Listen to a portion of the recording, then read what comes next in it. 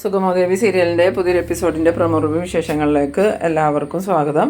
അങ്ങനെ നമ്മളുടെ പ്രഭാവതി ആണെങ്കിൽ മുരളിയുടെ അടുത്ത് വന്ന് നന്ദന എവിടെയാണെന്ന് അറിയുമെന്ന് ചോദിക്കുമ്പോൾ മുരളി പറയുന്നുണ്ട്, എനിക്കറിയില്ല പ്രഭ ആൻറ്റി, എല്ലാവരും എന്നിൽ നിന്നും എന്തൊക്കെയോ മറച്ചു വയ്ക്കുന്നുണ്ട്, അതെനിക്ക് മനസ്സിലായി. ഞാൻ ദേവികയോട് പല പ്രാവശ്യം ചോദിച്ചു, പക്ഷേ ദേവിക സത്യങ്ങളൊന്നും തുറന്ന് പറയണില്ല. അന്നേരം പ്രഭാവതി പറയുന്നുണ്ട്, എന്തായാലും നന്ദന ആപത്തൊന്നും ഇല്ലാതിരുന്നാൽ മതിയായിരുന്നു. എനിക്കിപ്പോൾ തോന്നണത് ഇതിലും ഭേദം അവൻ സ്റ്റേഷനിൽ ഹാജരായി ജയിലിൽ പോണെയായിരുന്നു, എന്നാൽ അവിടെയാണെന്നുള്ള ഒരാശ്വാസമെങ്കിലും ഉണ്ടായിരുന്നു. ആ സമയത്ത് ഭാർഗവി പറയുന്നുണ്ട്, ജോത്സ്യരെ ചെന്ന് കണ്ടപ്പം ജോത്സ്യർ ഈ കാര്യങ്ങളെല്ലാം പറഞ്ഞു.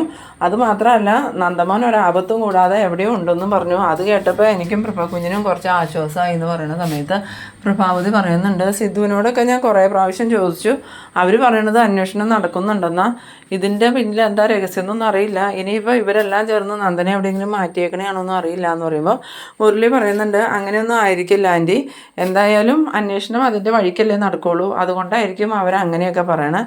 അധികം വൈകാതെ തന്നെ നന്ദനെ കണ്ടെത്താൻ പറ്റുമെന്നാണ് എൻ്റെ പ്രതീക്ഷയാണ്.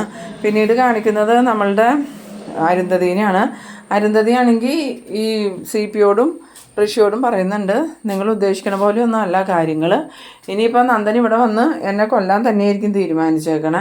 ആ സമയത്ത് ഋഷി പറയുന്നുണ്ട്, ഇല്ല അമ്മയെ അവൻ ഒരു ചുക്കും ചെയ്യാൻ പോണില്ല, അതിന് ഞാൻ സമ്മതിക്കൂല, എന്തായാലും അവനും കൂടി വരട്ടെ, അവനെ ഞാൻ തന്നെ തീർക്കുമെന്ന് പറയുമ്പം അരുന്ധതി പറയുന്നുണ്ട്, നീ എന്ത് ചെയ്യാനാ അവനെ, നീ ഇപ്പോൾ ആവശ്യമില്ലാത്തതൊക്കെ ചെയ്തിട്ടല്ലേ പെരക്കകത്തുനിന്ന് പുറത്തിറങ്ങാൻ പറ്റാതെ ഇങ്ങനെ അടച്ചുകൂടിയിരിക്കണത്, എന്നിട്ട് നീ എന്ത് ചെയ്യുമെന്നാണ് പറയണേ. എന്തായാലും ഞാൻ അപ്പോഴേ പറഞ്ഞതാ ഈ കളി അവിടെ കൊണ്ട് അവസാനിപ്പിക്കാൻ. അപ്പോൾ കൂട്ടുകാർ പറയണത് കേട്ടിട്ടല്ലേ നിനക്കിപ്പോൾ ഈ അവസ്ഥ വന്നത്, ആ കെവിനും ഇസബലിൻ്റെയും കാരണം ഈ പ്രശ്നങ്ങളൊക്കെ ഉണ്ടായേന്ന്. പിന്നീട് CPയോട് പറയുന്നുണ്ട്, എന്തായാലും ദേവിക ഇതിനു മുമ്പൊന്നും ഇങ്ങനെ ഓരോരോ കാര്യങ്ങൾ വന്ന് പറയാറുണ്ടായിരുന്നില്ല. ഇപ്പോൾ ഇങ്ങനെ കാര്യങ്ങൾ വന്ന് പറയണമെങ്കിൽ അതിൻ്റെ പിന്നിൽ എന്തോ ഒരു രഹസ്യമുണ്ട്. അവർ നമ്മളെ മനഃപൂർവ്വം വട്ടം ചുറ്റിക്കാൻ വേണ്ടി ഓരോന്ന് പറയണേയായിരിക്കും. നമ്മളിതൊക്കെ കേട്ട് ടെൻഷനായിട്ട് എന്തെങ്കിലുമൊക്കെ വിട്ടു പറഞ്ഞെങ്കിലോ എന്ന് കരുതി. എന്തായാലും ഇതങ്ങനെ വെറുതെ വിടാനൊന്നും പോണില്ല, ഇതിന് തക്കതായ തിരിച്ചടി തന്നെ കൊടുക്കണമെന്ന് ഋഷി പറയുമ്പം CP പറയുന്നുണ്ട്, എന്നാലും മേഡം ഒന്ന് സൂക്ഷിക്കണം, ആ നന്ദനാണെങ്കിൽ രണ്ടും കൽപ്പിച്ച് ഇറങ്ങിയേക്കണേ. ഇനിയിപ്പോൾ ഋഷിമോൻ ജീവിച്ചിരിക്കുന്നുണ്ടെന്ന് അവനക്ക് മനസ്സിലായി കാണുമെന്ന്. ആ സമയത്ത് അരുന്ധതി പറയുന്നുണ്ട്, എനിക്കതിന് സംശയമുണ്ട്, കാരണം അന്ന് ഈ നന്ദനെ പോലീസ് സ്റ്റേഷനിൽ ഹാജരാക്കാൻ പോവാന്നുള്ള കാര്യം ഇവിടെ വന്ന് പറഞ്ഞത് ആ ജഡ്ജ് ഹരിയ. അതുപോലെ തന്നെ ദേവികയാണെങ്കിൽ CPയോട് വന്നിട്ട് പറയുന്നു, എന്നെ കൊല്ലാൻ നന്ദനെ എഴുതി വെച്ചിട്ടുണ്ടെന്ന്. ഇതെല്ലാം കൂടി നോക്കുമ്പം എന്തൊക്കെയോ ദുരൂഹത മണക്കുന്നുണ്ട്. എന്തൊക്കെയായാലും അമ്മയെ അവനൊന്നും ചെയ്യില്ല അമ്മ അതോർത്ത് ടെൻഷനാവണ്ടെന്ന് പറയുമ്പം എനിക്കെന്ത് ടെൻഷൻ, എനിക്ക് മരിക്കാൻ പേടിയുണ്ടായിട്ടൊന്നുമല്ല, പക്ഷേ നിൻ്റെ കാര്യം ഓർത്തിട്ട് മാത്രമേ എനിക്ക് ടെൻഷൻ എന്ന് പറയുന്നു. പിന്നീട് കാണിക്കുന്നത് നമ്മളുടെ ദേവികേനെയാണ്. ദേവിക ഫോണെടുത്ത് മുരളിയുടെ ഫോണിലേക്ക് വിളിക്കുന്നുണ്ട്. മുരളി ഫോണെടുത്തതും എന്താ ദേവിക എന്ന് ചോദിക്കുമ്പോൾ മുരളിയേട്ടാ അമ്മ അവിടെ ഇല്ലേ എന്ന് ചോദിക്കുന്നു. പ്രഭയാൻ്റെ ഇവിടെ ഉണ്ട്, എന്തെങ്കിലും പ്രശ്നമുണ്ടോ എന്ന് ചോദിക്കുമ്പോൾ പ്രശ്നമൊന്നുമില്ല, ഇവിടെ ഹരിയങ്ങൾ അമ്മയെ കാണാൻ വന്നിട്ടുണ്ട്, അമ്മയോട് ഇങ്ങോട്ടൊന്ന് വരാൻ പറയാമെന്ന്. അന്നേരം ഈ മുരളി പറയുന്നുണ്ട്, ഞാൻ ആൻറ്റിക്ക് ഫോൺ കൊടുക്കണമെന്ന് ചോദിക്കുമ്പോൾ ഫോണൊന്നും കൊടുക്കണ്ട, മുരളിയേട്ടൻ വിവരം പറഞ്ഞാൽ മതി, ഹരിയങ്ങൾ അമ്മയോട് സംസാരിക്കാനാണ് വന്നേക്കണേ, ഹരിയങ്ങളുമായിട്ട് സംസാരിച്ച് കഴിയുമ്പം അമ്മയ്ക്ക് മനസ്സിന് കുറച്ച് ആശ്വാസം കിട്ടുമെന്ന്. ആ സമയത്ത് മുരളി പറയുന്നുണ്ട്, എന്താ ആശ്വാസം കിട്ടുമെന്നാണ് ദേവിക പറയണത്, എത്ര ദിവസമായി നന്ദനെ കാണാതായിട്ട്, ഇതുവരെയും ഒരറിവുമില്ല, എന്തായാലും ഞാൻ ആൻറ്റിയെ ഇപ്പം തന്നെ അങ്ങോട്ട് പറഞ്ഞു വിടാമെന്ന്. പിന്നീട് കാണിക്കുന്നത് നമ്മളുടെ പ്രഭാവതി ചെല്ലുമ്പം ഹരിയങ്ങൾ അവിടെ ഉണ്ട്. ഹരിയങ്ങൾ പ്രഭാവതിയെ കണ്ടത്, ഞാൻ പ്രഭേനെ കാണാൻ വേണ്ടിയിട്ടാണ് ഇങ്ങോട്ട് വന്നേ, എനിക്ക് പ്രഭയോട് കുറച്ച് കാര്യങ്ങൾ സംസാരിക്കാനുണ്ട്, എന്തായാലും അധികം വൈകാതെ തന്നെ നമ്മളെല്ലാ പ്രശ്നങ്ങളും തീർക്കുമെന്ന്. ആ സമയത്ത് പ്രഭാവതി ചോദിക്കുന്നുണ്ട്, എൻ്റെ മോൻ എവിടെ ഹരിയേട്ടാന്ന് ചോദിക്കുമ്പം അതോർത്ത് പ്രഭ ടെൻഷൻ ആവണ്ട, ഞാനല്ലേ പറയണത്, പ്രഭ ധൈര്യമായിട്ടിരിക്കുക, ഈ ഒരു രാത്രിയും കൂടെ കഴിഞ്ഞ് കഴിഞ്ഞാൽ എല്ലാ കാര്യങ്ങൾക്കും ഒരു തീരുമാനമാവും, എല്ലാ കാര്യവും തീരുമെന്നല്ല, കുറച്ച് കാര്യങ്ങൾക്ക് തീരുമാനമാവും,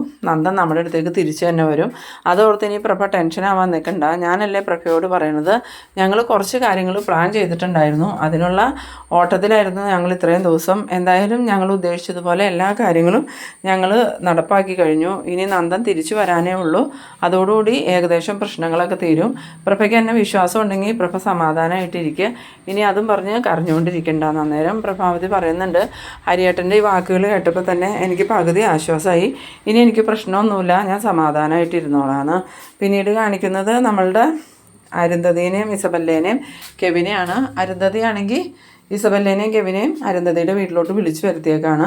വന്നതും ഇസബല്ല ചോദിക്കുന്നുണ്ട്, ആൻറ്റി എന്തിനാണ് ഞങ്ങളോട് വരാൻ പറഞ്ഞതെന്ന് ചോദിക്കുമ്പം അത് നിങ്ങളോട് എനിക്കൊരു അർജൻറ്റ് കാര്യം പറയാനുണ്ട്. ചന്ദ്രോത്തുകാർ എന്തൊക്കെയോ കാര്യങ്ങൾ പ്ലാൻ ചെയ്യുന്നുണ്ട്.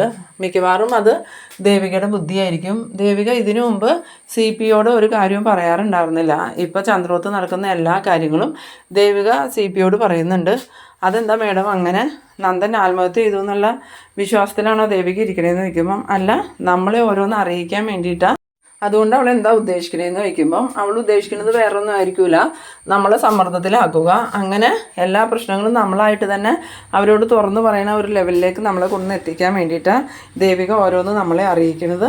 അല്ലെങ്കിൽ പിന്നെ അവൾ എന്തിനാ CPയോട് വന്ന് ഈ വിവരങ്ങളൊക്കെ പറയണേന്ന്. ആ സമയത്ത് ഇസബല്ല പറയുന്നുണ്ട്, അങ്ങനെ ദേവിക നമുക്കിട്ട് പണിയണതാണെങ്കിൽ തിരിച്ച് അവൾക്ക് എന്ത് കൊടുക്കണം എന്നൊക്കെ എനിക്കറിയാം. അന്നേരം കെവിനും പറയുന്നുണ്ട്, ദേവിക അത്രയ്ക്കായെങ്കിൽ തിരിച്ച് ദേവികയ്ക്ക് ഒരു പണി കൊടുക്കണ്ടേ വല്ലാന്ന് ചോദിക്കുമ്പം അതൊക്കെ ഞാൻ ഏറ്റു കെവിൻ, അതൊന്നും ഓർത്ത് മേഡം ടെൻഷൻ ആവണ്ട, അതെനിക്ക് വിട്ടുതരാം, അവൾക്കുള്ള പണി ഞാൻ തന്നെ കൊടുത്തോളാന്ന്. പിന്നീട് കാണിക്കുന്നത് നമ്മളുടെ ദേവികയും മുരളിയും കൂടി എവിടെയോ പോയിട്ട് തിരിച്ചു വരാണ്.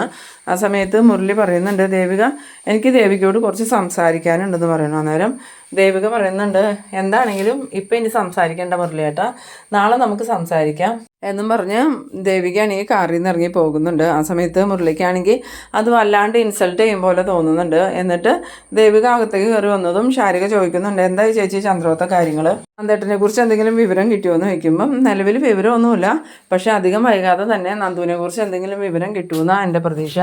ഇന്ന് ഹരിയങ്ങൾ വന്നിട്ടുണ്ടായിരുന്നു. ഹരിയങ്ങൾ പറഞ്ഞതും 1-2 ദിവസത്തിനുള്ളിൽ എല്ലാ പ്രശ്നങ്ങളും പരിഹരിക്കാമെന്നാ. എന്നാലും നന്ദേട്ടനെ എവിടെയാണെന്ന് ഒരറിവുമില്ല എന്ന് ചോദിക്കുമ്പം ഇല്ല ശാരി, നന്ദു എവിടെയാണെന്ന് ഒരറിവുമില്ല, എന്തായാലും നന്ദു സ്വയം മാറി നിൽക്കണേയായിരിക്കും എന്നൊക്കെ ഇങ്ങനെ ദേവിക പറഞ്ഞുകൊണ്ടിരിക്കുന്ന സമയത്ത് നമ്മളുടെ മുരളി ആണെങ്കിൽ കാറിൻ്റെ കീയും ഊരിക്കൊണ്ട് അകത്തേക്ക് കയറി വരുന്നുണ്ട്. അങ്ങനെ മുരളി അകത്തേക്ക് വന്നതും ദേവിക ചോദിക്കുന്നുണ്ട്, എന്ത് പറ്റി മുരളിയേട്ടാ, മുരളിയേട്ടൻ ഇതുവരെ പോയില്ലേന്ന് ചോദിക്കുമ്പോൾ മുരളി ആണെങ്കിൽ ആ കാറിൻ്റെ ചാവി ഈ ദേവികയുടെ നേരെ നീട്ടുന്നുണ്ട്. അന്നേരം എന്താ മുരളിയേട്ടാ, എന്തിനാ കീ എൻ്റെ തന്നെയെന്ന് ചോദിക്കുമ്പം അല്ല ദേവിക ഇതൊന്ന് പിടിച്ചേന്ന് പറയണു. ആ സമയത്ത് ദേവിക പറയുന്നുണ്ട്, അതെന്തിനാ ഞാൻ പിടിക്കണേ, സാധാരണ കാർ ഇവിടെ ഇട്ടിട്ട് താക്കോലുമായിട്ടല്ലേ മുരളിയേട്ടൻ പോവാറ്, പിന്നെ ഇന്ന് എന്താ ഒരു മാറ്റം എന്ന് ചോദിക്കുമ്പോൾ സാധാരണ ഞാൻ താക്കോലുമായിട്ട് പോണത് പിറ്റേ ദിവസം ഇവിടെ വന്ന് കാർ എടുക്കാൻ വേണ്ടിയിട്ടല്ലേ, എന്തായാലും ദേവിക ഇപ്പോൾ ഈ താക്കോല് പിടിച്ചതെന്നും പറഞ്ഞുകൊണ്ട് നിർബന്ധിക്കുമ്പം ദേവിക താക്കോല് വാങ്ങുന്നുണ്ട്. എന്നിട്ട് ചോദിക്കുന്നുണ്ട്, എന്ത് പറ്റി മുരളിയേട്ടൻ എന്തിനാ താക്കോല് എൻ്റെ തന്നേന്ന് ചോദിക്കുമ്പം നാളെ മുതൽ ഞാൻ ജോലിക്ക് വരുന്നില്ല, ദേവിക വേറെ ആരെങ്കിലും ജോലിക്ക് നിർത്തിക്കോളാൻ. ആ സമയത്ത് ദേവിക ചോദിക്കുന്നുണ്ട്, എന്ത് പറ്റി മുരളിയേട്ടാ, അതിനെന്ത് പ്രശ്നം ഉണ്ടായിട്ടാ മുരളിയേട്ടൻ ജോലി വേണ്ടാന്ന് വെക്കണേന്ന് ചോദിക്കുമ്പം ജോലിക്ക് ശമ്പളം മാത്രം പോരല്ലോ, മനസ്സിനൊരു സന്തോഷവും കൂടി വേണ്ടേ, എന്തായാലും എനിക്കിപ്പോൾ ഈ ജോലിയിൽ ഒരു സന്തോഷവും തോന്നണില്ല, അതുകൊണ്ട് ദേവിക വേറെ ഏതെങ്കിലും ഡ്രൈവറെ നാളെ മുതൽ നിയമിച്ചോളാൻ. അത് കേട്ടതും ശാരിക ചോദിക്കുന്നുണ്ട്, മുരളിയേട്ടൻ ഇത് എന്തൊക്കെയാണ് മുരളിയേട്ട ഈ പറയണേ, ഇങ്ങനെ ഒഴിവായി പോകാൻ പാകത്തിന് ചേച്ചി മുരളിയേട്ടനോട് എന്ത് തെറ്റാ ചെയ്തതെന്ന് ചോദിക്കുമ്പോൾ ആരും എന്നോട് ഒരു തെറ്റും ചെയ്തില്ല, പക്ഷേ തെറ്റെല്ലാം എൻ്റെ ഭാഗത്താണ്, അർഹതയില്ലാത്തത് അനുഭവിക്കാൻ പാടില്ല, എന്തായാലും ഞാനിത് തീരുമാനിച്ചു കഴിഞ്ഞു, നാളെ മുതൽ ഞാൻ ഈ ജോലിക്ക് ഉണ്ടാവില്ല, ദേവിക വേറെ ആരെങ്കിലും ഡ്രൈവറായിട്ട് നിയമിച്ചോ എന്നും പറഞ്ഞ് മുരളി അങ്ങോട്ട് പോകാൻ പോണ ആ ഒരു സീനിലാണ് ഈ എപ്പിസോഡ് അവസാനിക്കുന്നത്.